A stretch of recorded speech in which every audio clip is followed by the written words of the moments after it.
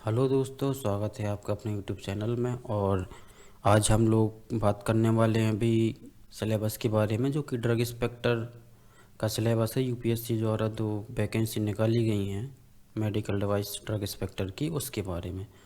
तो अभी कमीशन द्वारा ऐसा कोई सिलेबस तो नहीं निकाला गया है, पर हम लोग जो पुराना सिलेबस है 2018 में जो पेपर हुआ था, उसके अकॉर्डिंग हम लोग देखेंगे कि क्या हो सकता है सिलेबस में। तो जो भी चेंजमेंट हैं हम लोग उनके बारे में बात करेंगे, और जो भी आ सकता है हम उसके बारे में बात करेंगे। तो सबसे पहले हम बात करते हैं स्कीम ऑफ टेस्ट की। ये जो आप देख पा रहे हैं,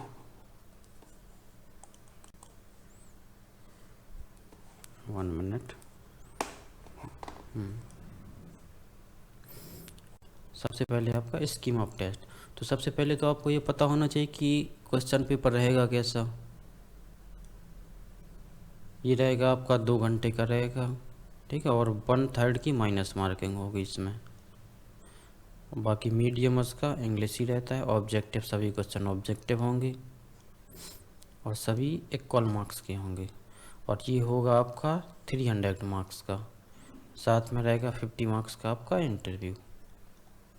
जैसा कि अभी जो एनसीटी यूपीएससी ने अभी कराया था ना, एनसीटी दिल्ली वाला ड्रग इंस्पेक्टर, इसमें 25 पोस्ट निकली थी, तो ऐसा ही है। तो अब हम लोग बात करेंगे, ये है आपका सेंटर ऑफ टेस्ट। तो ये तो लगभग सेम ही रहेगा। तो आप लोग देख सकते हैं कि जो आपको पास में पड़े, एमपी वालों के लिए तो भोपाल सबसे बढ़िया है, यूपी वालों के लिए लखनऊ है। बाकी दिल्ली ये आपका सेंट्रल है, तो सभी लोग इधर भी जा सकते हैं। बाकी चेन्नई, नागपुर, जम्मू, जो जहाँ जिसको पड़े पास में, तो ये आपके सेंटर कोड हैं। ये जो आप फॉर्म भरेंगे तो उसमें भी ये दिए होंगे। ये तो खैर पुराना वाला है।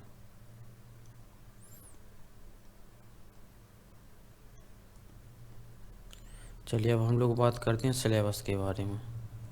ये है सिलेबस जो 2018 का है। लेकिन 2018 वाले पेपर में और अभी वाले में जो वैकेंसी निकली है, क्या डिफरेंस है मैं आपको बता दूं कि पिछला जो 2018 का पेपर हुआ था आपका, इसमें केवल इंजीनियरिंग वालों को लिया गया था। ये भेदभाव किया गया था हम लोगों के साथ, फार्मेसी वालों के साथ, कि ड्रग इंस्पेक्टर की पोस्ट थी लेकिन उसमें फार्मेसी वालों को नहीं लिया गया था। इसमें ओनली इंजीनियरिंग वालों को लिया गया था। तो ये जो सिलेबस है ये मोस्टली इंजीनियरिंग वाला ही है, ठीक है। 95% इंजीनियरिंग का है इसमें। आप अगर इसका पेपर देखेंगे तो आपको समझ ही नहीं आएगा कुछ। बस जो ये जो करंट इशू है नेशनल इंटरनेशनल का, वो ही बस आपको समझ आएगा। बाकी आपको इसमें कुछ ज़्यादा समझ नहीं आएगा। जो मैथमेटिक्स है या जो एनालिटिकल या जो लॉजिकल रीजनिंग है, वो थोड़ा बहुत समझ में आ जाएगा। इसके अलावा ये तो आपको नहीं समझ में आने वाला कुछ, क्योंकि पढ़ाई नहीं है हम लोगों ने। मैंने इसका पेपर देखा था, वो आपको पता ही नहीं, आप समझ ही नहीं पाओगे कि ये है क्या। बस आप क्वेश्चन पढ़ पाओगे कि ये क्वेश्चन है, ये आंसर इसके दिए हुए हैं। ये आपको नहीं पता चलेगा कि हमें लगाना क्या है उसमें। चलिए तो हम बात करते हैं अब सिलेबस किसके। ये है एक तो current issue of national international, ये था, ठीक है। Social economic industrial development. एक बाकी आपका एप्टीट्यूड रीजनिंग, ठीक है। और इसके बाद है आपका mathematics and numerical analysis. Main syllabus जो है वो है इधर से, general principle of design, drawing and importance of safety, क्योंकि मेडिकल डिवाइस का है ना। तो इस बार भी ये रहेगा कि आपका ये मतलब ये general principle of design, drawing and importance of safety, ये तो मतलब थोड़ा बहुत आपको पता होना चाहिए। थोड़ा बहुत क्या, बहुत पता होना चाहिए इसके बारे में। तो क्योंकि जब आपको design, drawing, importance of safety या एडवर्स जो फैक्ट वगैरह हैं वो पता होना चाहिए सारे मेडिकल डिवाइस में। सेफ्टी तो बहुत ज़रूरी है, ठीक है। Standard and quality practice and production, construction, maintenance and service.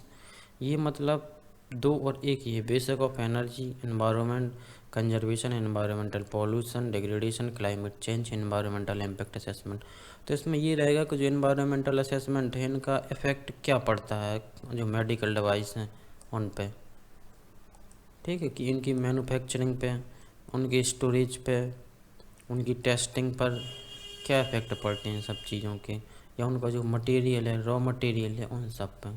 तो ये मतलब ये इतना तो ऐसा है कि इतना तो आप पढ़ लेना, क्योंकि अगर आपका जैसे ये वाला है, देखो basic of project management material science, क्योंकि मटेरियल साइंस एक ये वाला है, एक ऐसा है कि आपको पढ़ना पड़ेगा, कि आपको बेसिक डिफरेंस तो पता होना चाहिए कि उनकी, जैसे आपका ग्लास है तो ग्लास कितने प्रकार के होते हैं, हमारे 4 प्रकार के होते हैं, टाइप 1, टाइप 2, टाइप 3, टाइप 4। ठीक है, अब टाइप 1, 2, 3, 4 में है तो आपको इसके नाम पता होना चाहिए। ठीक है, कि कौन सा हमारा बोरोसिलिकेट है, कौन सा सोडा लैम है, जनरल पर्पस है। ठीक है, तो कौन सा हमारा मतलब जैसे इसमें है कि पेरेंटल की कौन सा यूज किया जाएगा, ओरल के लिए कौन सा यूज किया जाएगा। तो ऐसे ही कैटेगरी हमारी होनी चाहिए कि मटेरियल जो मेडिकल डिवाइस हैं, कि हमारे जैसे प्लास्टिक है, ठीक है, बायोमेडिक जो पीवीसी वगैरह है, और जो पॉलीमर्स वगैरह हैं, बायोडिग्रेडेबल्स जो मटेरियल बनेंगे, तो उनका मटेरियल आपको पता होना चाहिए। तो इसमें से कुछ यूनिट आपकी ये हो गई, ये, और एक ये वाली, एक एनवायरनमेंट वाली, एक बाकी बेसिक ऑफ मटेरियल साइंस का आपका इतना तो पता होना चाहिए एटलीस्ट आपको। टेस्टिंग के बारे में पता होना चाहिए।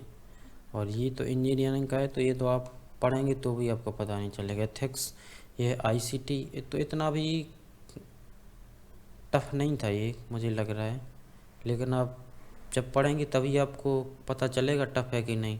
नहीं पढ़ेंगे तो काला अक्षर है बराबर। तो ऐसा ही है कि जब पढ़ाई नहीं है तो क्या बताओगे, तो वो जनरल सा ही पूछ लेगा कि भारत की राजधानी क्या है, जब पता ही नहीं है तो क्या बताओगे। तो ऐसा ही इसका जब पढ़ोगे थोड़ा बहुत तो पता चलेगा, जैसे networking, e governance, technology, basics, education.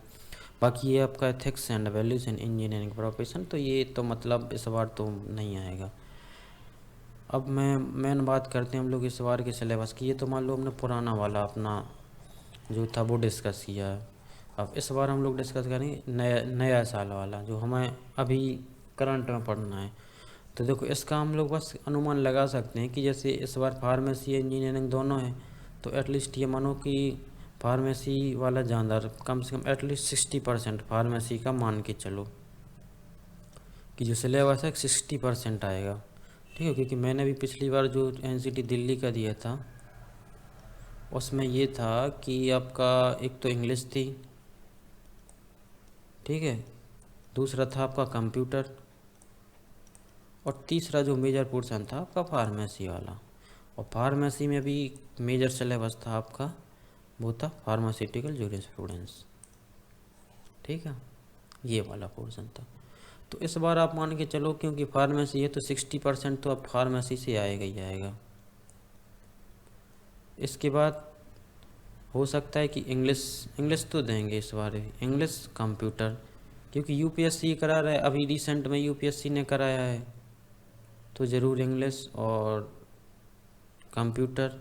बाकी आपका हो सकता है 30 से 40%, इसमें 30 से 40% में आपका मेडिकल डिवाइस, इंजीनियरिंग, ठीक है, बायोटेक से रिलेटेड, और आपका माइक्रोबायोलॉजी।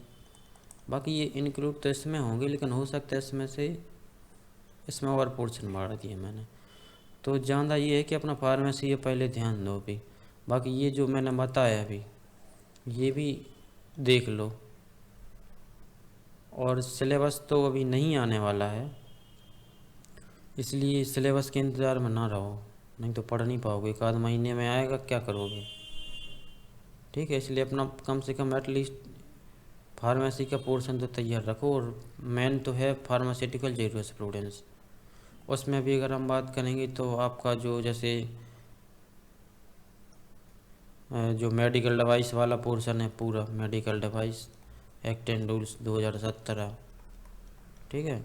इसके बाद ड्रग एंड कॉस्मेटिक, ये तो मतलब बहुत अच्छे से पढ़े रहना, बहुत ज़्यादा नहीं वैसे आने वाला है। और एक आपका शेड्यूल बाई क्लिनिकल ट्रायल्स, इन 3 को तो बहुत अच्छी तरह से पढ़ लेना। एटलीस्ट कम से कम 10 से 15 क्वेश्चन देखने इन तीनों से ही मिलेंगे, ठीक है, और इससे ज़्यादा भी हो सकते हैं। तो जो भी दिक्कत हो तो आप लोग बताएं, कमेंट करें, तो हम उस दिशा में फिर काम करेंगे।